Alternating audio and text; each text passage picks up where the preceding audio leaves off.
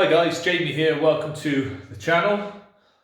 Just thought I'd bring you to a project that is taking place in rural Monmouthshire. It's actually my sister's project.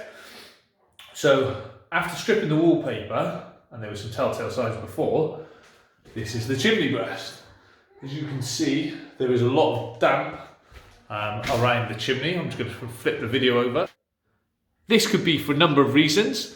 The lead flashing could have gone from sealing around the chimney. There could be some slates missing from the roof. There is no chimney pot, so it could be coming straight down. Or because it's old, the pointing could be shot on the chimney breast. The first step would be to get into the attic and have a look and see if you can see any obvious holes in there. But I suspect you're not going to find out until you get up on the roof. So we've been up to the chimney. As suspected, the flashing was pretty ropey around the sides, so we've put some new flashing on, and the pointing all the way up the chimney breast was eroded away.